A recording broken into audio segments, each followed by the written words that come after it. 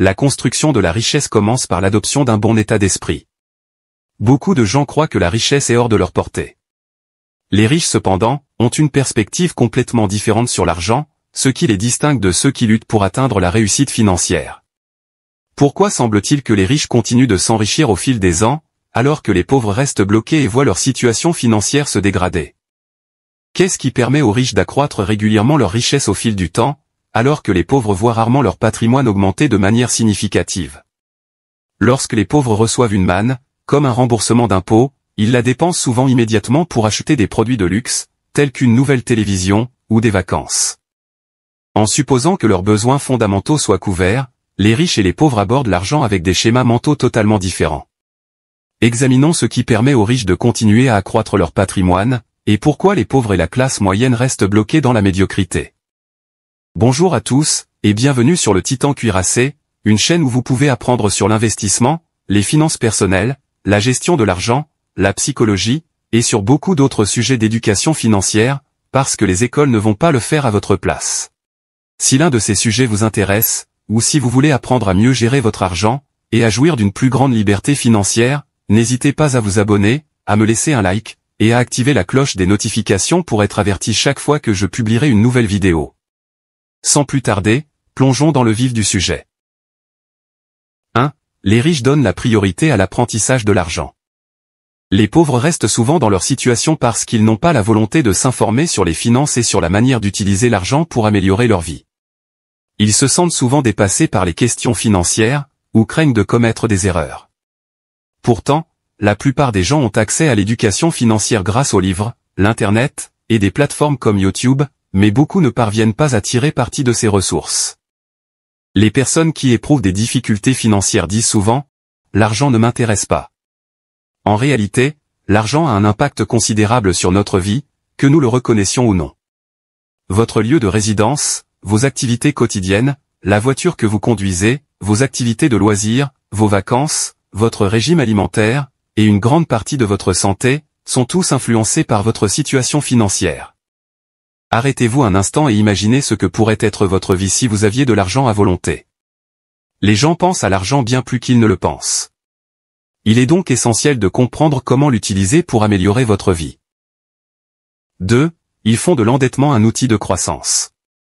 De nombreuses personnes considèrent les dettes comme un élément négatif qui épuise leurs finances chaque mois, et souvent, celles-ci sont utilisées de manière irresponsable. C'est un moyen facile de s'offrir des choses que l'on ne peut pas se permettre. Une nouvelle voiture semble attrayante, et il suffit de signer un contrat pour la conduire hors de l'usine. Si vous n'avez pas les moyens de payer quelque chose au comptant, c'est qu'il est probablement hors de votre portée financière. Les personnes qui ont un mauvais état d'esprit considèrent le crédit comme un raccourci leur permettant d'obtenir instantanément ce qu'elles veulent, sans avoir à gagner d'abord de l'argent. Elles pensent que l'endettement est toujours un fardeau financier. En revanche, les personnes fortunées utilisent l'endettement de manière stratégique, souvent pour acquérir des actifs générateurs de revenus. Par exemple, ils peuvent contracter un prêt hypothécaire pour acheter un bien locatif qui procure des revenus à long terme. Ou encore, au lieu de payer une voiture au comptant, ils peuvent opter pour un prêt à faible taux d'intérêt, afin d'investir l'argent dans le développement d'une entreprise, dans des placements, ou dans la création d'une autre source de revenus. Les riches calculent leur endettement et ne l'utilisent que pour des achats qu'ils peuvent vraiment se permettre, ou pour des actifs qui leur rapporteront de l'argent. 3. Ils donnent la priorité à l'investissement. Les pauvres restent souvent dans la pauvreté, parce qu'ils ne prennent pas les mesures nécessaires pour se constituer un patrimoine. Au lieu de cela, ils se trouvent des excuses, affirmant qu'ils ne peuvent pas réussir pour diverses raisons. Tout le monde peut devenir riche, mais ceux qui disent ne pas pouvoir le faire, ont souvent peur de l'échec, ou ne sont pas prêts à fournir les efforts nécessaires. Les riches, en revanche, s'efforcent de faire des sacrifices, et de donner la priorité à l'investissement plutôt qu'aux dépenses. Par exemple, s'ils veulent acheter une voiture, ils créent d'abord une source de revenus passifs, qui peut couvrir le coût de la voiture, avant de procéder à l'achat. En d'autres termes, ils investissent ou créent des actifs générateurs de revenus pour payer ce qu'ils veulent, évitant ainsi de devoir travailler davantage pour se l'offrir.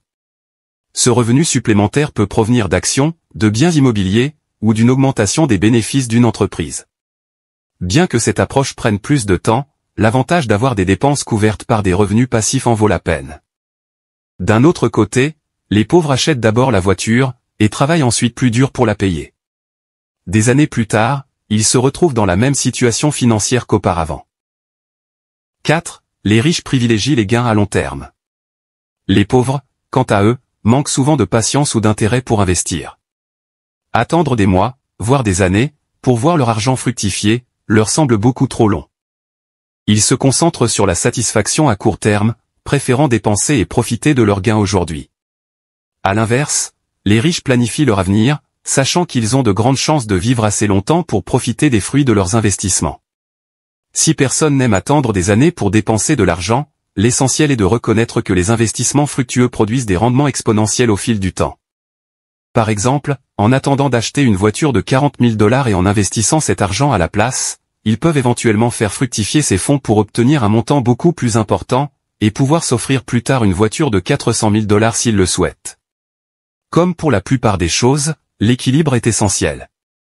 Vous devez profiter d'une partie de votre argent aujourd'hui tout en mettant de côté des fonds pour l'avenir, afin de les faire fructifier. En se concentrant sur des objectifs à long terme, les riches créent des profits qui durent des décennies, tandis que les pauvres ne se préoccupent guère de ce qui les attend dans les années à venir. 5. Ils se créent plusieurs sources de revenus.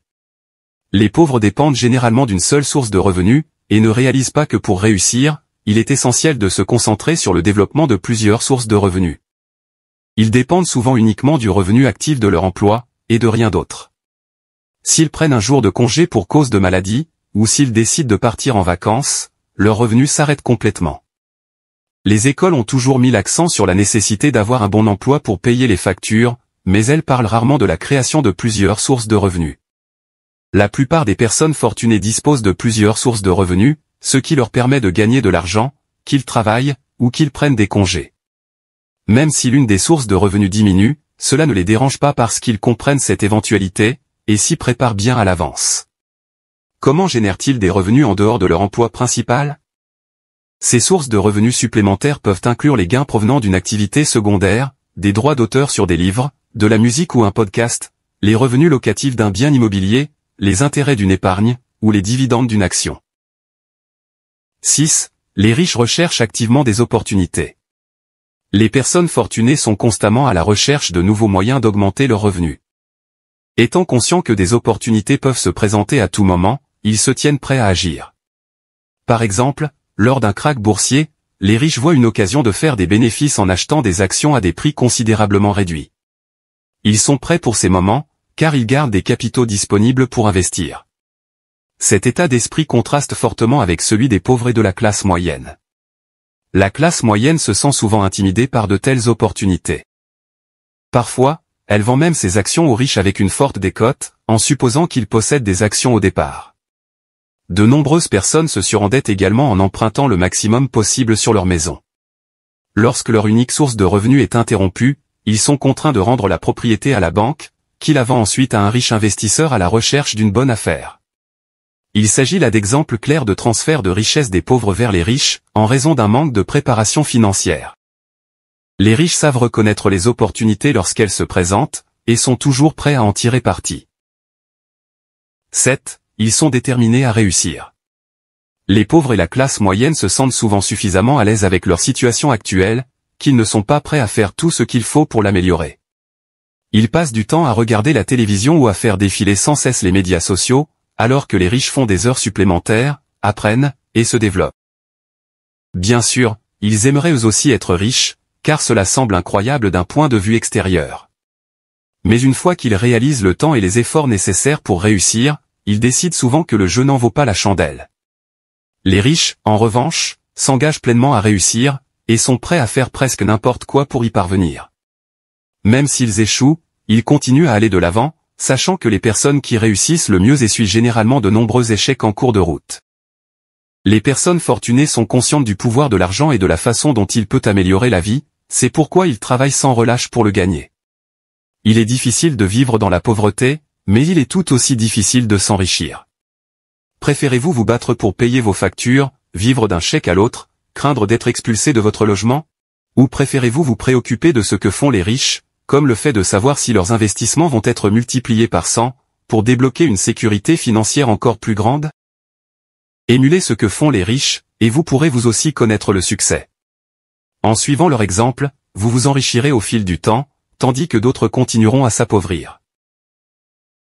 Voilà pour la vidéo d'aujourd'hui. J'espère que vous l'avez appréciée et qu'elle vous a apporté quelque chose. Si c'est le cas, n'hésitez pas à vous abonner, à me laisser un like, et à activer la cloche des notifications pour être averti chaque fois que je publierai une nouvelle vidéo, car j'en ai beaucoup d'autres de ce genre à venir prochainement, ainsi que des résumés de livres, et d'autres choses amusantes. Merci d'avoir regardé, et passez une bonne journée.